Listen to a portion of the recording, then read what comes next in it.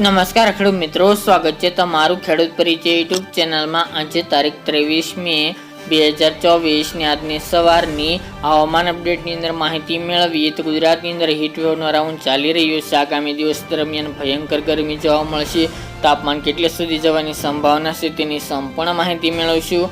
25 થી 2 જૂન વચ્ચે pre monsoon એક્ટિવિટીના વરસાદો નોંધાઈ શકે છે। સાથે જ બંગાળની ખાડીમાં બની રહેલા વાવાઝોડાની પણ અપડેટ મેળવીશું। ચેનલમાં નવા હોય તો ચેનલને સબસ્ક્રાઇબ કરી દેજો અને વિડીયોને લાઇક આપીને તમામ ખેડૂત ભાઈને શેર કરી દેજો।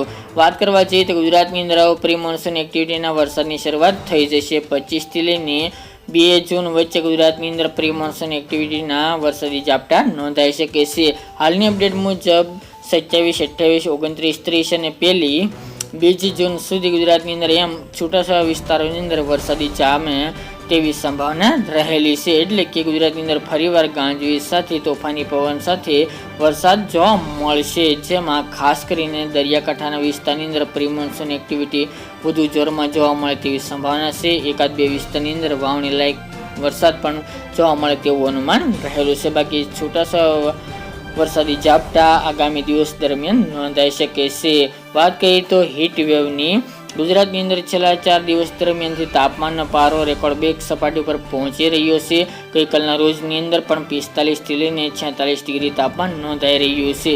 અમુક જગ્યાએ 46 પ્લસ પણ તાપમાન જોવા મળી રહ્યું છે। આગામી 25 તારીખ સુધી તાપમાનમાં કોઈ પણ ઘટાડો થાય તેવી સંભાવના દેખાઈ રહી નથી। ગરમીમાં હમણાં કોઈ રાહત મળે તેવા સમાચાર દેખાઈ રહ્યા નથી।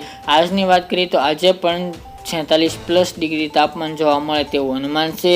વડોદરા, દાહોદ, ગોધરા, નર્મદાના અમુક વિસ્તારો, લુણાવાડા, પંચમહાલ જિલ્લો, અમદાવાદ, ગાંધીનગર, ખેડા, તે ઉપરાંત ઈડર, વડાલી, મહેસાણાના વિભાગ, અરવલ્લી જેવા ભાગો, મોડાસા, માંડલી એ વિસ્તાર તમામ ક્ષેત્રોની અંદર 46 ડિગ્રી તેમજ તેના કરતાં ઊંચું તાપમાન પણ જોવા મળે તેવી સંભાવના છે।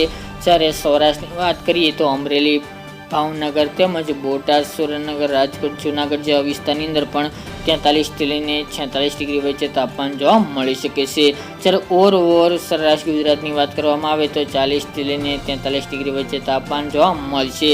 દક્ષિણ ગુજરાત અને કચ્છના વિસ્તારોની અંદર તાપમાન 40 ડિગ્રી આજુબાજુ નોંધાઈ શકે છે। કચ્છના દરિયાકાંઠાના વિસ્તાર જેમાં માંડવી, મુન્દ્રા, ગાંધીધામ, રાપર, ભચાઉ, ભુજ જેવા વિસ્તારની અંદર તાપમાન 42-43 ડિગ્રી પણ જોવા મળે તેવું અનુમાન રહેલું છે। બાકી ઉત્તરની અંદર બનાસકાંઠા, સાબરકાંઠાના અન્ય વિસ્તાર, પાટણના વિસ્તારની અંદર પણ તાપમાનનો પારો 43 પ્લસ ચાલે તેવું અનુમાન રહેલું છે। ગ્રામ્ય વિસ્તારની અંદર તાપમાન 44-45 પણ જોવા મળી શકે છે, જેની તમામ ખેડૂતભાઈ નોંધ લેવી। તે ઉપરાંત વાત કરીએ તો વાવાઝોડાની, બંગાળની ખાડીમાં આજે લો પ્રેશર સિસ્ટમ બની ચૂકી છે। આગામી 23 તારીખ દરમિયાન તે ડિપ્રેશન, ત્યારબાદ ડીપ ડિપ્રેશન સાંજ સુધીમાં અને 24 મે દરમિયાન તે વાવાઝોડાના રૂપમાં પરિવર્તન પામે તેવી સંભાવના રહેલી છે। IMD એટલે કે ભારતીય હવામાન વિભાગે તમિલનાડુ તેમજ ઝારખંડ, કોલકાતા, પશ્ચિમ બંગાળ સહિતના વિસ્તારો અને આંધ્રપ્રદેશ સહિતના વિસ્તારોની અંદર રેડ એલર્ટ પણ આપી દેવામાં આવ્યું છે।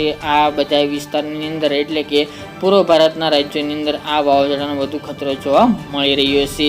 સાથે ગુજરાતમાં તેની કોઈ પણ પ્રકારની અસર થાય તેવા સંજોગો જણાઈ રહ્યા નથી, એટલે ગુજરાતના ખેડૂત ભાઈને ડરવાની જરૂર નથી। પવનની ઝડપની વાત કરીએ તો 100 થી લઈને 120 કિલોમીટરની ઝડપે આ વાવાઝોડાની પવનની ઝડપ દરિયાની અંદર જોવા મળે તેવી સંભાવના છે। 26 મે દરમિયાન તે ગમે ત્યાં ભારતના દરિયા કિનારે એટલે કે જમીન લેન્ડફોલ કરે તેવી અનુમાન દેખાઈ રહી છે। હાલ તેનો રૂટ બાંગ્લાદેશ તરફ જોવા મળી રહી છે, પરંતુ તેમાં ફેરફાર થતા હોય છે। ચોક્કસ અપડેટ વાવાઝોડું બન્યા બાદ તેની અપડેટ સામે આવશે, ત્યાં સુધી અત્યારે કાસા મેપ પ્રમાણે ચાલવાનું। તો મિત્રો, આ અત્યારની વહેલી સવારની અપડેટ, ફરી એક નવા વિડીયો સાથે મળીશું।